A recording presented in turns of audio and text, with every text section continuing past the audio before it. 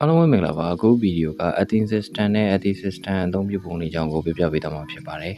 ။ Athene ဆိုတာကလျှက်စစ်ပစ္စည်းတွေနဲ့လျှက်စစ်ပစ္စည်းတွေရဲ့သတ္ထုကိုယ်တွေကိုမြေကြီးနဲ့တိုက်ရိုက်ချိတ်ဆက်ပေးထားတာကိုဆိုလိုပါတယ်။သူရဲ့အဓိကရွေးချက်ကတော့လူတွေလျှက်စစ်ရှော့မမိအောင်ကာကွယ်ဖို့အတွက်ပဲဖြစ်ပါတယ်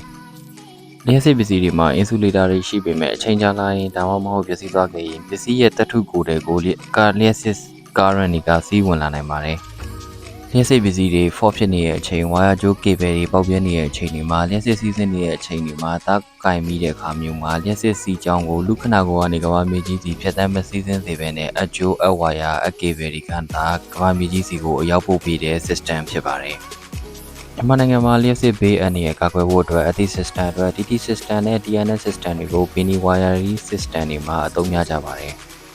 Athene System TT System ဆိုတာကအဆောက်အဦတစ်ခုရဲ့ incoming source ဖြစ်တဲ့ transformer မှာအချထားပေးရသလိုနေထိုင်ရာအဆောက်အဦရဲ့ main TV ဒါမှမဟုတ် panel တွေမှာ electrical home appliance တွေအတွက်အကျိုးချိတ်ဆက်တက်ဆင်ပေးထားပြီးတော့အပါကနေ main cable ကို neutral ground မြေကြီးမှာ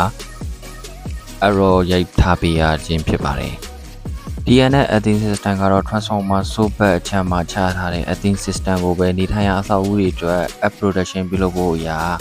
TV တွေဒါမှမဟုတ် panel တွေမှာ transformer ကနေ cable ရယူမျှဝေသုံးစွဲတဲ့စနစ်ဖြစ်ပါတယ်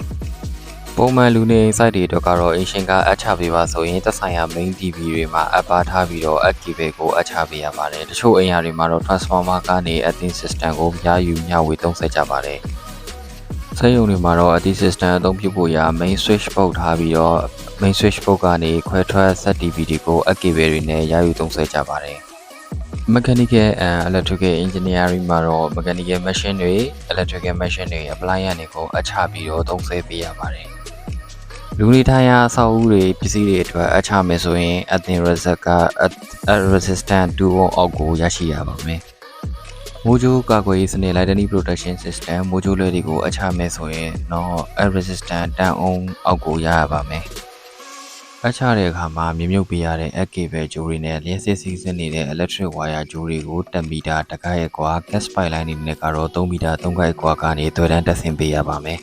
။အချတဲ့အခါမှာ arrow တစ်ချောင်းနဲ့တစ်ချောင်းချိတ်ဆက်အသုံးပြုဖို့ရာ bell copper wire ကိုအသုံးပြုပေးရပါတယ်။ arrow တွေနဲ့ bell copper wire တွေကို ကလန့်ကောင်းတွေနဲ့အချင်းအပစ်တွေမှာချိတ်ဆက်တက်ဆင်မြုပ်နှံပေးရပါတယ်။ arrow up plate တွေကိုအချတဲ့နေရာမှာပုံမှန်သုံးပြုကြပါတယ်။အဲ့တော့တစ်ချောင်းနဲ့တစ်ချောင်းတွေကိုအချတဲ့အခါမှာ6ပေกว่าမှာရိုက်ပြီးတော့တက်ဆင်ပေးရပါမယ်။အဲ့တော့ချောင်းအပြင်သားကိုကျင်းနီကော်ပါနဲ့ပြုလုပ်ထားပြီးတော့ low carbon steel နဲ့ပြုလုပ်ထားပါတယ်။အဲ့တော့တစ်ချောင်းမြေကြီးတဲ့ထိုးနှက်ရိုက်နှံအချဖို့ရာအဲ့တော့ထိမ်မှာ driving gear driving head ကိုတက်ဆင်အသုံးပြုပေးရပါတယ်။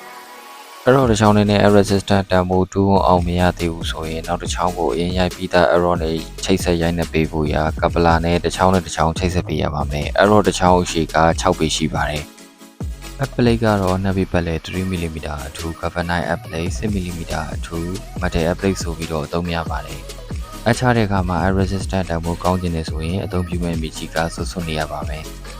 ရွှွမြေတို့အင်တာအနီးနားကမြေတို့ကဆွတ်မှုအားပိုကောင်းလို့ resistant ရဖို့အတွက်အချဖို့အတွက်အသင့်တော်ဆုံးနေရာတွေဖြစ်ပါတယ်။အချဖို့အတွက် arrow 6ချောင်းပတ်ဝန်းကျင်လောက်သုံးမယ်ဆိုရင်တော့ resistant ပိုကောင်းစေနိုင်ပါတယ်။အခြားအတွေ့အကြုံရပြောမယ်ဆိုရင် resistant ပိုကောင်းရစေဖို့အတွက်မြန်မာနီမြန်မာဟန်နဲ့မိသွေးစားနောက်ချီတွေကိုထည့်သွင်းခဲ့ပူပါတယ်။ ground cement chemical material သုံးရင်လည်း resistant တန်ဖိုးကိုပိုကောင်းရစေပါတယ်။အခု Athene System လေးကိုအားလုံးပဲနားလည်လိမ့်မယ်လို့မျှော်လင့်ပါတယ်။နောက်ထပ်ဗီဒီယိုတွေမှာပြန်လည်ဆုံတွေ့ကြပါမယ်။အားလုံးကျေးဇူးအများကြီးတင်ပါတယ်။